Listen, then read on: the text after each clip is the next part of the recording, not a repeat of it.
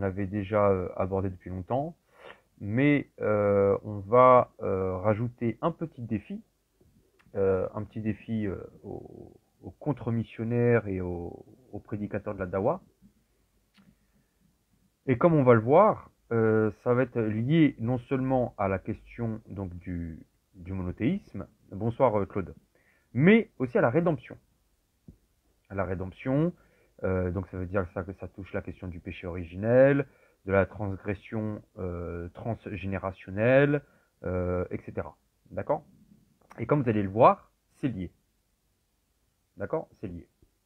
Bon. Alors, donc cette vidéo va être pour répondre d'une part donc à Jésus musulman, d'accord, qui avait fait une vidéo là il n'y a pas si longtemps qui dure à peu près 15 minutes, d'accord, et je vais en profiter pour de cette réponse là pour jeter un petit défi aux musulmans qui apparemment n'hésitent pas à utiliser un commandement du décalogue pour tacler les catholiques. Donc on va leur lancer un petit défi, d'accord, et on verra s'ils pourront répondre à ce petit défi. Alors ça va être très simple. Premier temps, déjà réponse à Jésus musulman. Donc dans sa vidéo, qu'il a faite il n'y a pas longtemps, Jésus musulman a utilisé un de mes lives où j'affirme donc que juifs et musulmans sont des idolâtres. D'accord? Bien. Et pour le faire, il utilise cet extrait-là de mon live pour tacler Rémi. Il tacle Rémi et évidemment, il me tacle moi aussi. C'est-à-dire qu'en gros, il veut me renvoyer l'ascenseur. Bon, mais il tacle principalement Rémi. Bon, donc, il verra ça avec Rémi. D'accord? Rémi, s'il voudra lui répondre, il lui répondra. Moi, je réponds quant à ma partie. Bon. Alors, ce qui est très intéressant, c'est que donc Jésus musulman utilise mon live du 16 décembre pour répondre en fait à l'affirmation que je lance dans mon live, donc à savoir que juifs et musulmans sont en réalité des idolâtres. Bon. Apparemment, ils ont pris la mouche, c'est-à-dire que, et là ça devient très intéressant, parce que quand on regarde leurs vidéos, elles doivent faire des milliers de vues, d'accord? Quand vous regardez les commentaires, tout le monde se déchaîne sur moi, c'est un truc de dingue. Et ce qui est très intéressant, c'est que je me suis dit, bon, si ces gens se défoulent à ce point-là dans les commentaires, et en plus, il y a des milliers de vues, hein, puis des dizaines et des dizaines et des dizaines de commentaires, bah, normalement, je devrais revoir ces vues-là, les vues qu'il y a sur cette vidéo-là, on devrait les retrouver sur mon live. Or, il s'avère que mon live n'a pas de vues pratiquement. Parce qu'à la base, il était fait pour en petit comité, ce live-là. Donc, déjà, ça veut dire, très intéressant, c'est-à-dire que le public du collectif Al-Nifia, d'accord, en fait, n'étudie pas, ne regarde même pas ce qui a été dit. C'est-à-dire qu'ils ne vont même pas vérifier, le contexte dans lequel j'ai affirmé cette chose-là. Et c'est pas anodin, puisque Jésus musulman a non seulement pris qu'une seule petite partie, où j'affirme que juifs et musulmans sont idolâtres, mais cette petite partie, justement, est expliquée par 99,99% du live. Et là, il a complètement tout sauté. Donc, on va remettre donc l'argumentaire, d'accord, de ce live-là, mais cette fois-ci sur YouTube. D'accord? Donc, cette vidéo-là va être faite pour YouTube. Et ensuite, on jettera un petit défi, d'accord, sur la toile, pour voir un petit peu, ça va être une pierre de coups, puisque ça va être la question à la fois de la rédemption, de la question de la punition transgénérationnelle, donc ça nous en renvoie aussi à la question du péché originel, etc., et la question du monothéisme. Et vous allez voir, ils vont se retrouver face à un dilemme, les musulmans. Ils vont se retrouver face à un dilemme. Donc déjà, le premier sujet, donc c'est la prosternation. Prosternation. Bon. Donc, il n'y a pas si longtemps que ça, donc il y a eu un débat D'accord? Et dans ce débat autour de la divinité du Seigneur, il y a eu la question de la prosternation. Ok? Question de la prosternation. Il a été affirmé que la prosternation devant le Messie, devant le Christ, n'était pas une preuve de sa divinité. Et pour argument, il a été avancé différents événements où des rois, des prophètes, se sont vus être l'objet de prosternation, et notamment dans l'Ancien Testament. Question donc de nos adversaires, est-ce qu'on doit conclure que ces rois ou ces prophètes sont des dieux ou doivent être divinisés? Bon. Alors moi, je vais donner un cas très concret, à savoir le Messie. Parce qu'on ne va pas tourner autour du pot, on ne va pas dire oui, mais si un tel ou un tel se voit être l'objet d'une prosternation, est-ce que ça voudrait dire qu'il est Dieu ou pas? Non, on va rester sur le Messie et sur la question de la prosternation. Est-ce que le fait que le Messie soit l'objet de prosternation démontre sa divinité ou atteste de sa divinité, ou est-ce qu'il est déifié?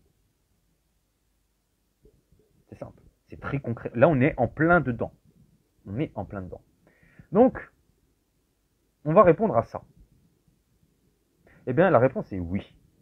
Et cette réponse va montrer par là même l'idolâtrie des contre-missionnaires, d'accord, et de leur soutien, puisque ils sont soutiens des prédicateurs de la Dawa.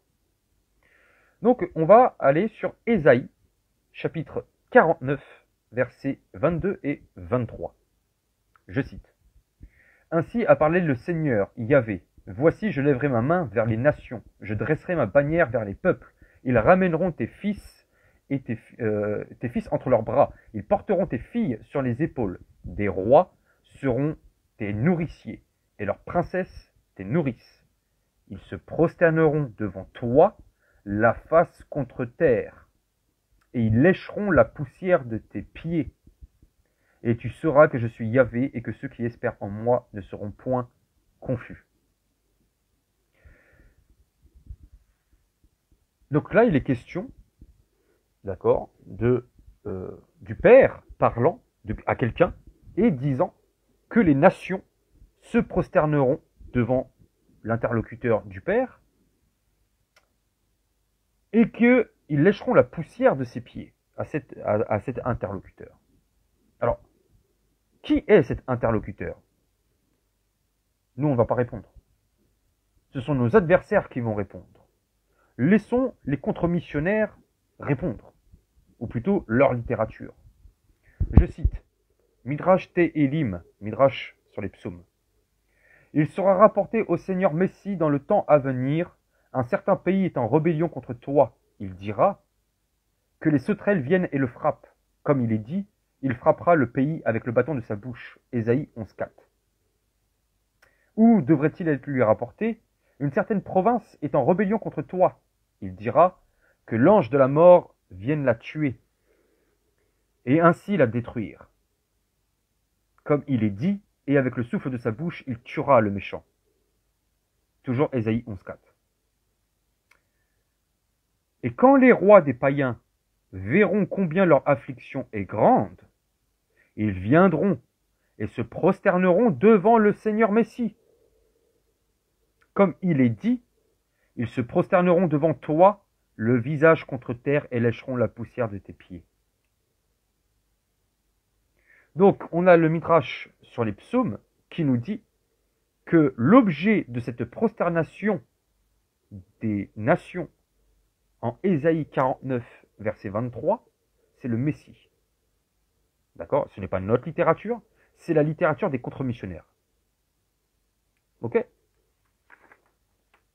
On a aussi dans la Pesikta Rabbati. Pesikta Rabbati, nous lisons « Alors le Saint, béni soit-il, éclairera la lumière du roi Messie et d'Israël, tandis que toutes les nations de la terre seront dans les ténèbres immenses, et elles marcheront toutes à la lumière du Messie et d'Israël, comme il est dit, et les nations marcheront à ta lumière, et les rois à la clarté de tes rayons. » Ésaïe chapitre 60, verset 3. Et ils viendront lécher la poussière touchée par les pieds du Messie. Comme il est dit, les habitants des îles le supplieront et lécheront la poussière de ses pieds. Ésaïe 49, 23. Donc là encore, l'objet de la prosternation, c'est le Messie. Et tous viendront et tomberont leur face devant le Messie et devant Israël et diront, soyons esclaves de toi et d'Israël. Bonsoir Théophile, bonne année à toi aussi. Donc on voit à travers ces deux textes-là que l'objet de la prosternation en Ésaïe 49, verset 23, c'est le Messie. Et ce n'est pas nous qui le disons, ce sont nos adversaires. Très bien. Alors, très intéressant dans ce contexte-là, c'est que les contre-missionnaires affirment que la prosternation n'est pas preuve de divinité. D'accord? N'est pas une preuve de divinité. Je vais vous citer Yisroel Blumenthal, qui est le fondateur du mouvement Jews for Judaism. Voici ce qu'il dit. J'ai récemment découvert une autre présentation missionnaire qui encourage le culte d'un humain. Ce travail missionnaire a souligné toutes les références dans les Écritures qui décrivent la dévotion au roi davidique. Psaume 89, 28 est cité là où le roi davidique est le plus élevé. Psaume 72, 11 a des gens s'inclinant devant le roi davidique. 1 Chronique 29, 20 fait s'incliner le peuple devant Dieu et le roi davidique, tandis que Jérémie 30, verset 9 fait que le peuple sert Dieu et le roi davidique. Les nations sont appelées à louer le roi davidique. Psaume 45, 18. Donc là, Blumenthal pose la question. Que pourraient dire de plus les Écritures pour encourager l'adoration du Messie? Là, Blumenthal va répondre. Je cite. Lorsqu'on les examine dans leur contexte, il devient clair que ces versets parlent des rois terrestres.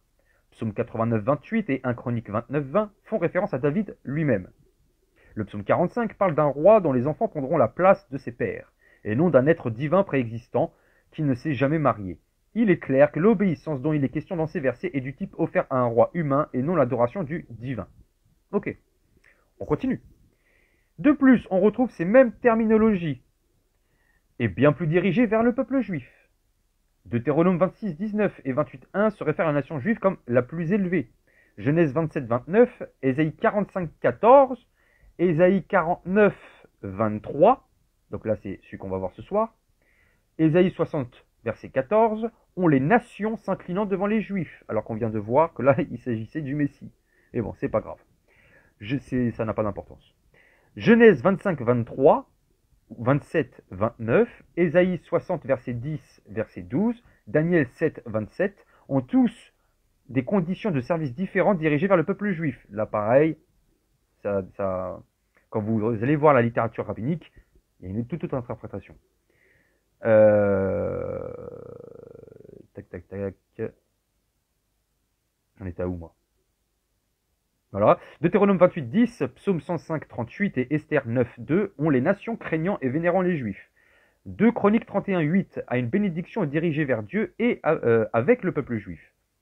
2 Chroniques 35, 3 a les prêtres servant Dieu et le peuple juif. 2 Samuel 7, 22 et 23 et 1 Chronique 17, versets 20 et 21, le peuple juif est loué avec Dieu. Les paroles spécifiques de louange adressées au peuple juif dans Deutéronome 33, 29 ne se trouvent nulle part ailleurs que dans la louange de Dieu. Exode 15, 11, Psaume 35, 10, Psaume 71, 19 et Psaume 89, 9. Là, écoutez bien, cela ne veut pas dire que le peuple juif est divin.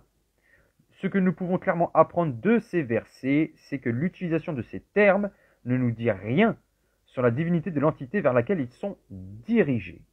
Ok. Donc là, notre ami Blumenthal nous dit que Ésaïe 49, verset 23, ne nous dit rien à propos de la divinité de l'objet de la prosternation. Donc en l'occurrence, le Messie. Bien. Problème, c'est que comme je l'expose, je pense, de manière assez exhaustive dans mon livre Talmudisme, d'accord, mise en lumière d'un mouvement post-chrétien, comme je le montre dans mon livre, les contre-missionnaires ont une fâcheuse tendance à cacher, falsifier, relire leur tradition. Et ce, dans l'optique de répondre à la foi chrétienne. Et là, on va voir. Blumenthal vient de nous dire là que Ésaïe 49, 23 ne nous dit rien à propos de la divinité de l'objet de la prosternation. D'accord? Donc, on ne peut pas savoir si l'objet de la prosternation est divin ou pas. Ok. Eh bien, c'est faux. Non seulement c'est faux, mais en plus de ça, lorsqu'on se penche sur leur littérature, on s'aperçoit que ce sont des idolâtres. C'est-à-dire que l'interprétation qu'ils vont avoir de ce verset, Ésaïe 49, 23, doit nous amener à conclure qu'ils ont une vision d'idolâtrie. Ok? Alors, quelle est l'interprétation de Ésaïe 49, verset 23? Donc on a vu, avec le Midrash Teilim et la Pesikta Rabati, que l'objet de la prosternation en Ésaïe 49, verset 23, c'est le Messie. Ok? C'est le Messie. Très bien. Maintenant, on va voir d'autres textes, d'accord, qui vont aussi parler de Ésaïe 49, 23, mais dans une perspective bien précise. Écoutez bien. C'est dans le Vaikra Rabbah, c'est-à-dire le Midrash sur le Lévitique. Voici ce que nous lisons.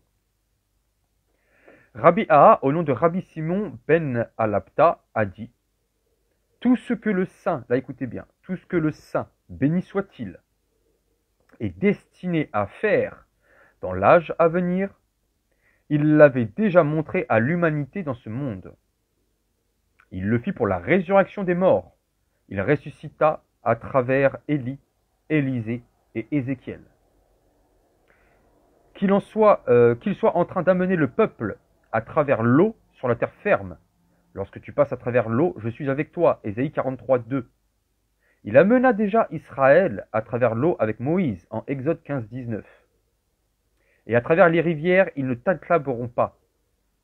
Ésaïe 43, 2. Cela fut déjà accompli avec Josué en Josué 4, 22. Donc ça veut dire que lorsque Dieu annonce des choses qui vont avoir lieu dans l'âge à venir, d'accord, ces choses-là ont déjà eu un premier accomplissement afin de montrer aux gens qu'est-ce qui va se passer dans l'âge à venir. D'accord? C'est un peu ça l'ordre d'idée. Lorsque tu marches à travers le feu, tu ne seras pas brûlé. Ésaïe 43, 2. Cela fut déjà accompli avec Anania, Michaël et Azaria. Et les flammes ne te consumeront pas. Ésaïe 43, 2. Cela fut déjà accompli. En Daniel 3, 27, le feu n'avait eu aucun pouvoir sur le corps de ces hommes, l'odeur du feu ne les avait pas atteints.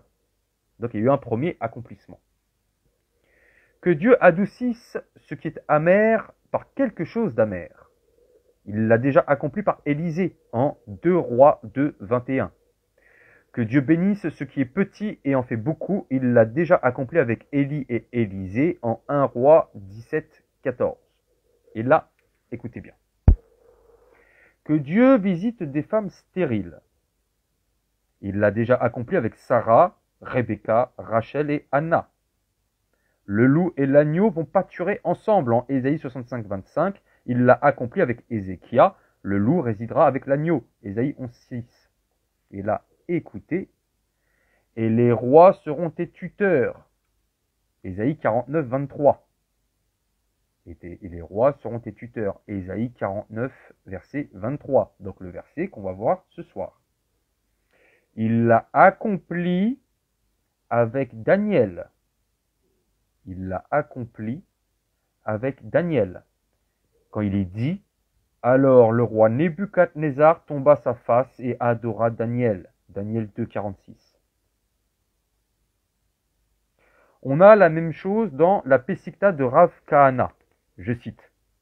Rabbi Aha, citant Rami Simeon bar Ilfa, a dit « Tout ce que le saint fera dans l'âge à venir, il l'a déjà anticipé et fait en partie par la main des justes dans ce monde. Le saint dit « Je vais vivifier les morts ». Il le fit déjà par la main d'Élie, par la main d'Élisée, par la main d'Ézéchiel. Le saint dit « Je ferai de la mer une terre ferme ». Ne l'a-t-il pas déjà fait par la main de Moïse? Les enfants d'Israël marchèrent sur la terre ferme au milieu de la mer. Exode 14, 29.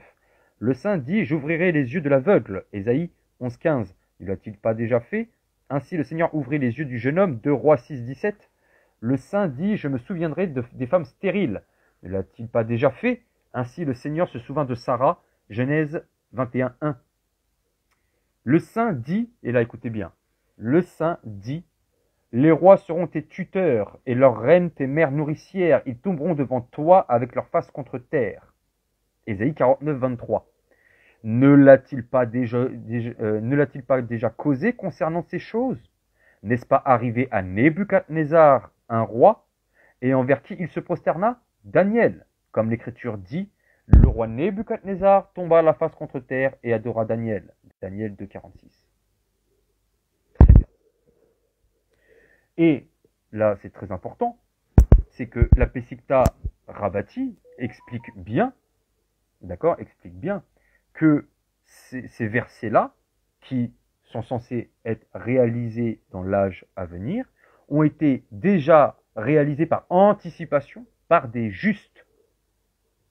Donc ça veut dire que ici, le caractère, le regard qu'a le texte midrashique, donc en l'occurrence Vaikra Rabba et Pesikta Rabbati, ont un regard positif sur ces réalisations. D'accord? C'est-à-dire que Ésaïe 49, 23 est réalisé d'une manière positive, d'accord? Est réalisé d'une manière positive par Nebuchadnezzar se prosternant devant Daniel. Ok? Très bien. Gloire à Dieu, vous allez voir.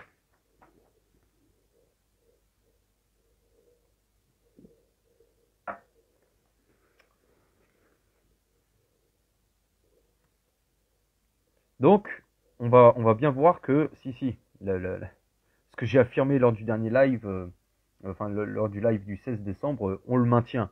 Ce sont des idolâtres.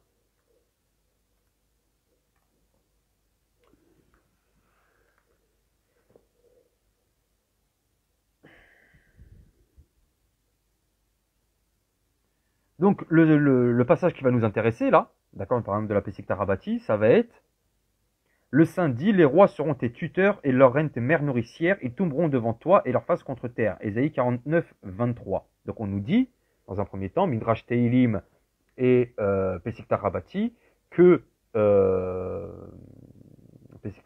ça concerne le Messie. D'accord? Et là, dans la Pesikta de Rav Kahana, donc excusez-moi, là je vous ai fait une petite erreur par rapport à ce texte-là, c'est la Pesikta de Rav Kahana, pas Pesikta Rabbati.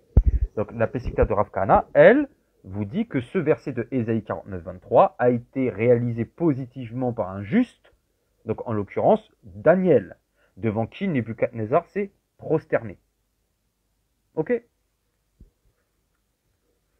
Donc le saint dit, les rois seront tes tuteurs et leurs reines tes mères nourricières, ils tomberont devant toi avec leur face contre terre. Ne l'a-t-il pas déjà causé concernant ces choses? N'est-ce pas arrivé à Nebuchadnezzar, un roi, et envers qui il se prosterna? Daniel, comme l'Écriture dit, le roi Nebuchadnezzar tomba la face contre terre et adora Daniel. Ok. Donc, là on a un premier élément de réponse. On nous dit que Ésaïe 49, 23 a été réalisé par anticipation par Nebuchadnezzar se prosternant devant Daniel. Alors, ce qu'on va faire, c'est qu'on va continuer à regarder ce que dit la littérature de nos adversaires. Mais cette fois-ci, concernant le rapport entre Nebuchadnezzar et Daniel. Puisque ce serait Nebuchadnezzar et Daniel qui auraient réalisé par anticipation ce verset qui devrait être réalisé par les nations se prosternant devant le Messie. Ok? Donc on va regarder ce que dit la littérature des contre-missionnaires sur l'épisode de Daniel et de Nebuchadnezzar, en sachant que la Pesikta de Rav Kahana et le Vaikra Rabba regardent cette réalisation comme positive. D'accord? Comme positive. D'accord? Eh bien c'est parti. Dans le Talmud de Babylone, traité Sanhédrin 93a. Voici ce que nous lisons. Nos rabbins enseignèrent 3 était impliqué dans cette conspiration pour garder Daniel hors de la fournaise.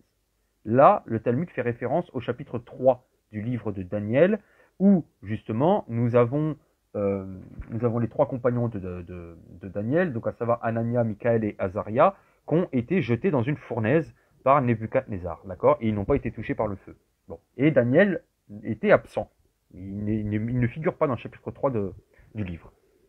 Et donc, le Talmud se penche sur cet épisode-là. Nos rabbins enseignèrent. 3 étaient impliqués dans cette conspiration pour garder Daniel hors de la fournaise. Le saint, béni soit-il, Daniel et Nebuchadnezzar.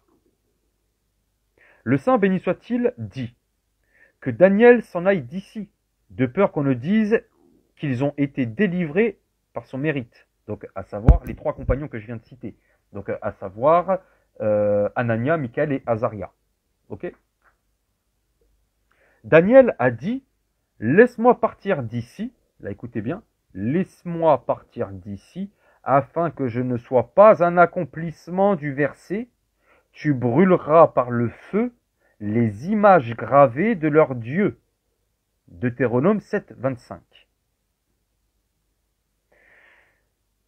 Tandis que Nebuchadnezzar disait que Daniel s'en aille, de peur que les gens ne disent qui l'a brûlé, donc en parlant de lui-même, de Nebuchadnezzar, il parle de lui-même à la troisième personne, d'accord? Tandis que Nebuchadnezzar disait que Daniel s'en aille, de peur que les gens ne disent qu'il a brûlé son Dieu par le feu. Et le Talmud demande, et d'où savons-nous qu'il l'a adoré? D'après le verset, le roi Nebuchadnezzar tomba sur son visage et adora Daniel.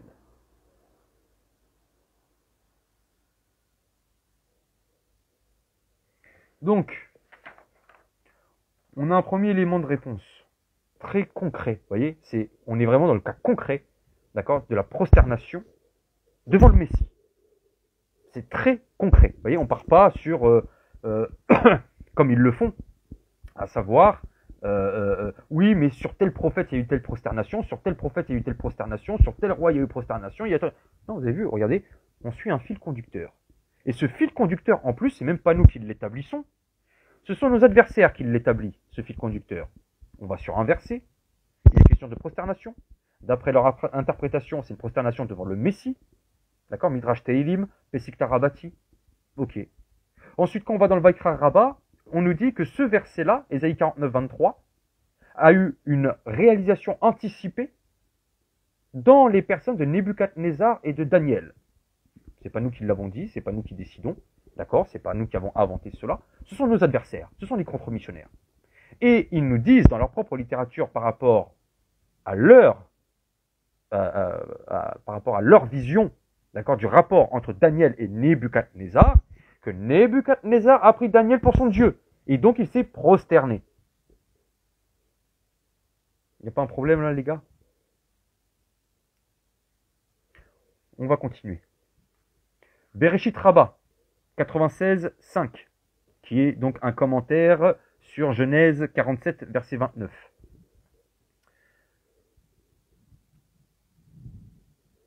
Voici ce qu'on lit. Autre raison pour laquelle Jacob ne voulait pas être inhumé en Égypte, c'est qu'il ne voulait pas qu'on fasse de son corps un objet de culte idolâtre.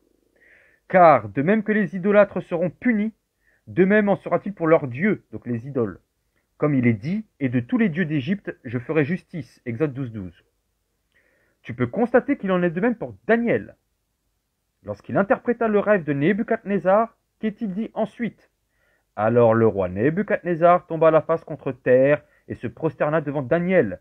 Il ordonna qu'on lui offrit oblation et sacrifice d'agréable odeur. Daniel 2, 46. Là, écoutez bien. Il ordonna en effet qu'on l'adore, mais Daniel refusa en ces termes. De même que les idolâtres seront punis, de même leurs dieux seront punis. Donc là, on va nous dire, ah bah, Daniel, il a refusé l'adoration de Nebuchadnezzar. Attendez. Tu verras qu'il en est de même de Hiram, quand il voulut se faire Dieu. Qu'est-il écrit de lui? Parce que ton cœur s'est enorgueilli, tu as dit, je suis un Dieu. Ézéchiel 28, 2. Le Saint béni soit-il le réprimanda. Voilà que tu es plus sage que Daniel. Ézéchiel 28, 3. Nebuchadnezzar voulut offrir des oblations à Daniel, mais ce dernier refusa. Et pourtant, toi, tu veux te faire Dieu? Quelle fut sa fin? Il est dit de lui, je t'ai jeté à terre, je t'ai offert en spectacle au roi. Ézéchiel 28, 17. Donc là, on nous apprend, dans le Bereshit Rabbah, que Daniel a refusé les oblations. Mais il est dit que Nebuchadnezzar se prosterna, adora et voulut offrir des oblations. Et Daniel a refusé les oblations. Mais c'est-à-dire que la prosternation, elle, c'est maintenu. C'est ce qu'on doit comprendre. Et bien, le reste de la littérature va nous le confirmer. Écoutez bien. Dans le Bad Midbar Rabbah, c'est-à-dire le Midrash sur le livre des nombres, voici ce qu'on lit. Autre interprétation. En Juda, Dieu est connu, fait référence à l'épisode de Daniel. Daniel ne fut pas blessé par les lions, car il était lui-même un lion. Pourquoi ne fut-il pas jeté à terre pourquoi ne fut-il pas jeté dans la fournaise? Pardon. Donc là, il parle du chapitre 6. D'accord, chapitre 6 de Daniel. Car, et là écoutez bien, car il était comme un dieu pour Nebuchadnezzar, comme il est dit. Alors le roi Nebuchadnezzar se prosterna devant Daniel, il ordonna qu'on lui offrit oblation et sacrifice d'agréable odeur. Daniel 2,46.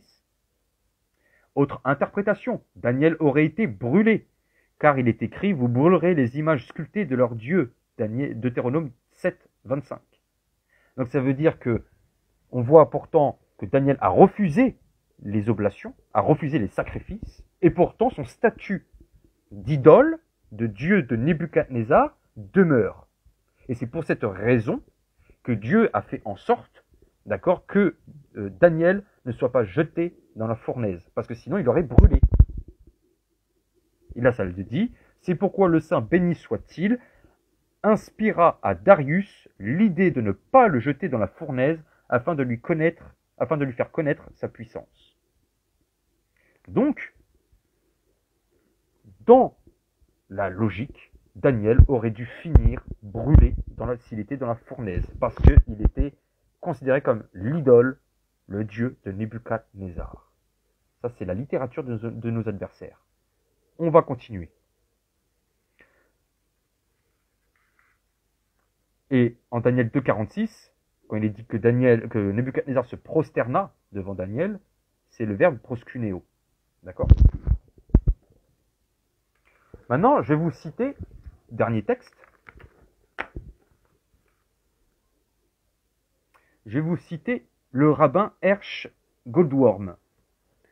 D'accord? Le rabbin Hersh Goldworm, dans son commentaire sur Daniel, qui a été approuvé par Moshe Feinstein. Moshe Feinstein, je vais vous donner c'est qui. Éminent talmudiste et décisionnaire en matière de loi juive, son expertise en halakha, mondialement reconnue, en a fait de facto l'autorité rabbinique suprême pour les juifs orthodoxes. Ça c'est Wikipédia, hein. C'est pas un truc... il fut président de la Moetzez Gedolé à Torah. Ok, donc là, le commentaire que je vais vous donner là, c'est pas n'importe quoi. Ok?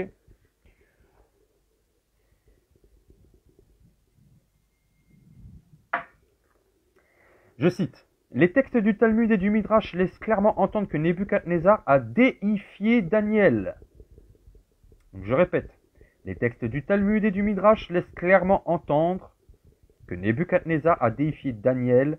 Le Talmud, Sanhédrin 93a, explique l'absence de Daniel lors de l'épisode de la seconde statue en or, au chapitre 3, en indiquant qu'il avait quitté Babylone par crainte que Dieu le punisse pour avoir été adoré comme une idole.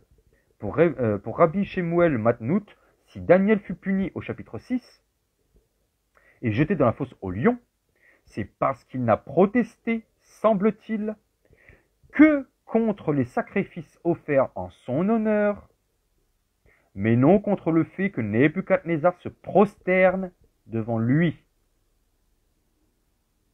Donc, dans l'épisode précis de Nebuchadnezzar et de Daniel, la prosternation de Nebuchadnezzar était une prosternation d'adoration.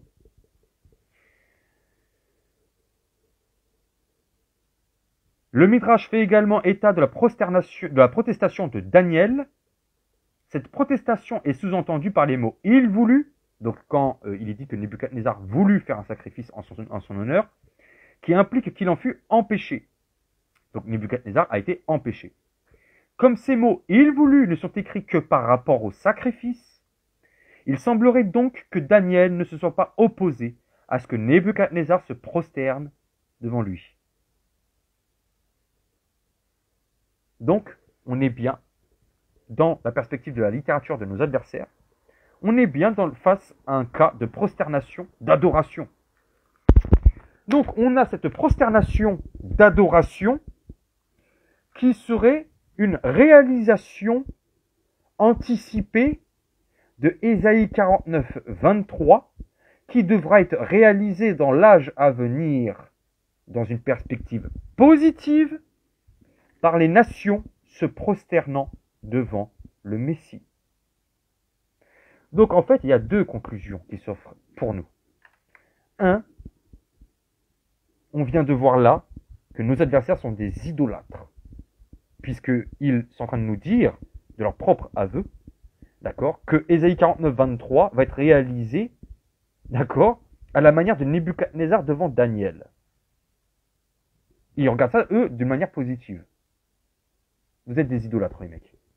Nous disons que ça ne fait que démontrer une seule chose, gloire à Dieu, que le Messie ne peut être que le vrai Dieu. Sinon, vous tombez dans l'idolâtrie. C'est aussi simple que ça. Si vous considérez le Messie comme une créature, alors, vous tombez dans l'idolâtrie. Voilà ce que Jésus musulman a sciemment caché, d'accord, dans sa vidéo de 15 minutes, en occultant 99,9% de mon live du 16 décembre. Et n'a gardé que le passage où je dis que juifs et musulmans sont des idolâtres. Bah oui, au regard de ça, ça ne peut être que ça, ça ne peut être que des idolâtres. Alors, cette démonstration-là, je n'ai pas attendu le débat du collectif pour la faire, cette démonstration. Puisque cette démonstration se trouve dans mon livre, d'accord, Talmudisme mis en lumière d'un post-christianisme, d'accord, qui est paru le 10 décembre. Le 10. Votre débat a eu lieu le 12. Donc, aux dernières nouvelles, je ne suis pas prophète, ni fils de prophète. Je ne pouvais pas savoir les arguments qui allaient être employés, et encore moins vos réponses. Donc, gloire à Dieu, ça a été, avant vous, d'accord, l'argument.